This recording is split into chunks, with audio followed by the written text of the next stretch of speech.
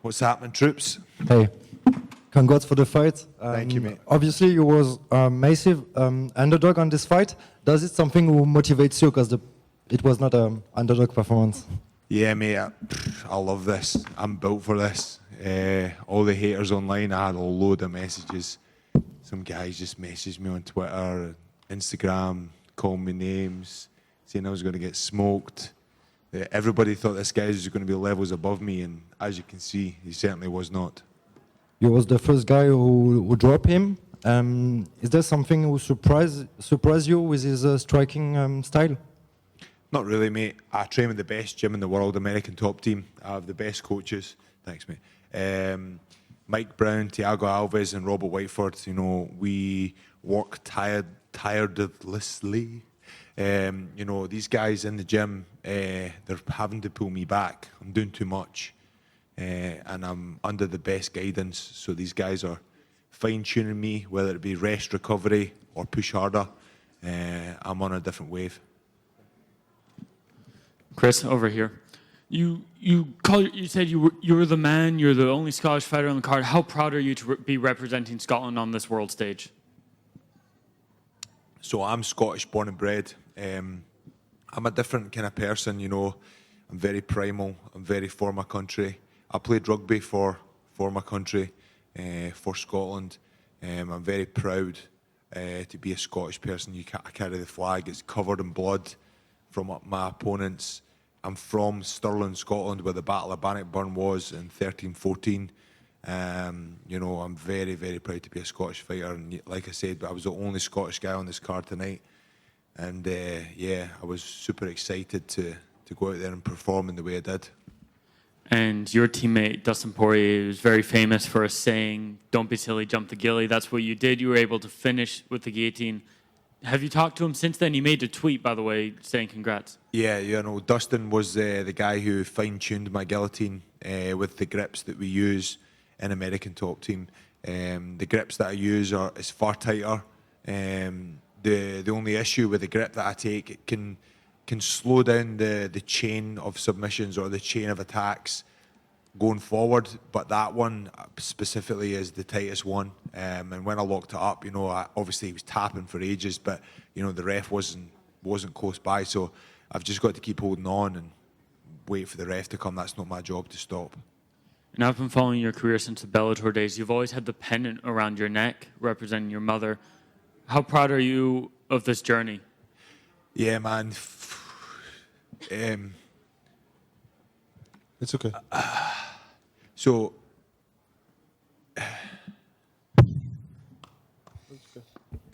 like, I lost my mum very tragically, and you know, I don't get to share things like the birth of my children and my wins, and that's why I started this journey. I was a shepherd before, and I stopped being a shepherd because my mum was ripped away from me at a very, very young age, and you know, I get jealous of people, you know, like I see like other mums celebrating time with their daughter or their son, and I don't get that. I don't get to share this with my mum. And like I say, I started this journey with my mum, and then I you know what, people don't know this, but I had my first fight, my first amateur fight, when my mum died. That was the day of the weigh-ins, and I still went ahead and fought the next day. So, like, I'm built for this, you know, nothing's going to stop me, you know, and people, like, pull out for silly reasons. Like, my mum died the day of the weigh-ins of my first ever MMA fight. Like,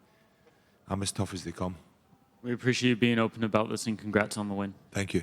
Chris, over here. First of all, again, thank you for opening up. I think a lot of people can learn from that, and I think it's a show of respect to us as press that you open up. Thank you. Let's something fun. As we see, you're covered in tattoos, and I don't mean the tattoo you agreed with Jordan or whatever was written. Can we get the tattoo of "Don't be silly, jump the ghillie"? It's 100%. I'll do that. I'm going to do that.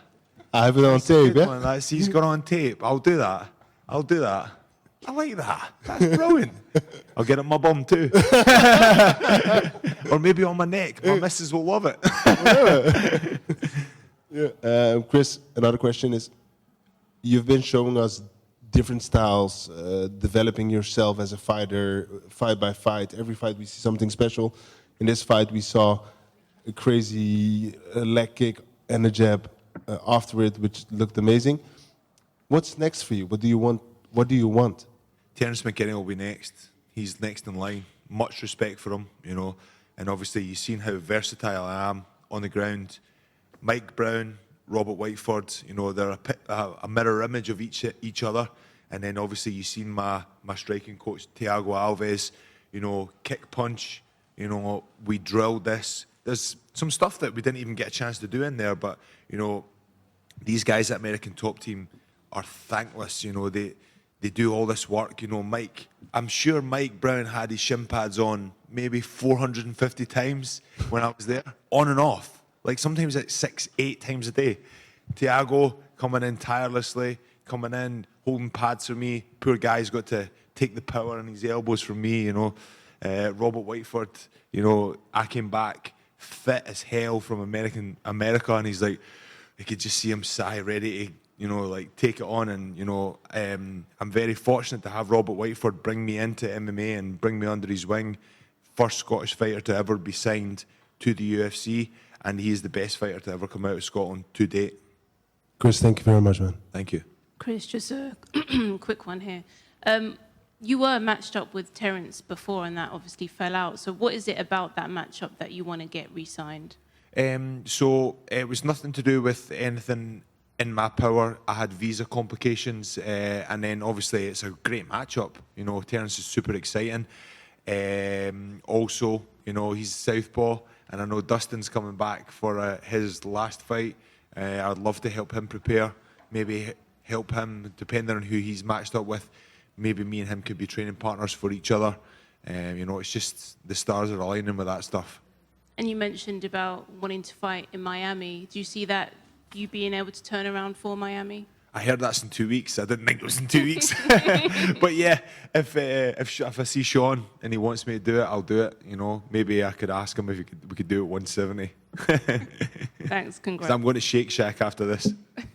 Chris, is here? Aye, mate. You made your pro debut on the first ever Unity Fighting Championship card, and Jordan also fought on that card and fought for an amateur title. And now you've both just shared the cage on the main card, the O2. Do you ever feel like just pinch yourself and think, how have I ended up here? Yeah, I do, consistently. Sometimes I have to believe in myself. You know, sometimes I go through to my camps and I have imposter syndrome. And my coaches behind me tell me, you know, like, trust the process. Keep doing what you're doing. Because, you know, it's going to work in the cage. You know, I'm training with the best guys in the world at American Top Team. And then, you know, sometimes you don't get all the small things like trips and takedowns. You know, you've got to really work for it over there. And tonight, obviously, you've seen I landed everything that I needed to get the job done. And you came as one of the biggest underdogs on the card, but you've resonated confidence all week. Where'd you get that confidence from? My work ethic and the gym I train at. You know, I've got these guys behind me. Like, imagine going into a fight camp and, like, putting all the work in, not cheating on your diet, not doing anything wrong, doing everything right. Like, what can go wrong? Like, when you walk in there, you know, it fills me with utmost confidence. I was cool, calm and collected, and I was a sharpshooter in there tonight. Congratulations. Thank you. Chris, sorry, just one from me. Hello. Hi, how are you? Chris, I'm from Poland, so I can't. Kurwa. I think that this word is well known all over the world. Yes. Every place where Polish people are doing something. Okay, so I need to ask you about some Polish team at ATT. Joanna Jędrzejczyk was cheering for you before this fight. Have you had any opportunity to spar with such guys like Mateusz Gamrot, Piotr Kuberski, Adrian Bartosiński, Vic Kłacz, and so on and so on? There's a lot of Polish guys in ATT. Yeah, for sure. You know, one of the guys who, when I first started going to ATT, Mateusz Gamrot was, you know, light years above me, you know, and he took me under his wing and helped me out. And, you know, at American Top Team, all the guys who are in there and who I've trained with, you know, like almost like help you. You know, they're for the team. And Gamrot was helping me with different things. And he actually, when I remember, I was fighting my Contender Series fight, and he was watching my sparring, and I was telling him what I was working on, and he was saying, "No, do this," and you know, I can't believe, like, sometimes, like this guy said to me, do you sometimes pinch yourself? And like seeing Gamrot on TV and then actually training with him, it's been amazing, you know. And there's some amazing fighters coming out of Poland right now, and you know, Joanna Jędrzejczyk, an absolute pioneer, you know. I seen her in the lead up to the fight, giving out good energy, and then obviously she's got her 2 Polish fighters there that obviously train the American top team, you know. Polish MMA is on the up. Thank you very much. Thank you. Chris Duncan, just a quick one from me over here. How hard is it training in the United States where they don't have any iron brew? Yeah, it's pretty tough. The good thing about America, they have things like Celsius and stuff like that that kind of pull it up. Also, they have Monster. If Monster want to jump on as sponsorship, that would be fantastic. You know, I drink Monster by the gallon, so that's a good one. And my mate Robert. Chris, just at the back here, kind of following off of that, more than the Iron Brew, moving your camp over to America, was that a tough decision, despite there being such a great team over there for you? You spoke about how you're a proud Scotsman. Was it tough to kind of say, you know what's best for me isn't home? No, not really. You know, my main training partner, Robert Whiteford, you know, I've followed in his footsteps, and I've literally listened to everything he's ever told me when it comes to MMA. If Robert told me to put a biscuit on my head when I was cutting weight, I would do it, you know. Literally, I could have killed him when we were cutting weight. He's like, nah, jump back in the bath. I was like, sometimes you've just got to take yourself away from the situation and listen to your peers. And, you know, and when Robert said to me that it's time for you to go to American top team and get the best out of there. And I was one to go too early, and he was holding me back. So, you know, sometimes you've got to listen to your peers and trust them. You know, and look where we are now. Congrats, mate. Thanks. Chris, just a quick one from me. You mentioned in the Octagon after the win that you're the most exciting Scottish fighter. Obviously, as a Scottish MMA fan myself, do you think putting these performances on and bringing up the level of Scottish MMA?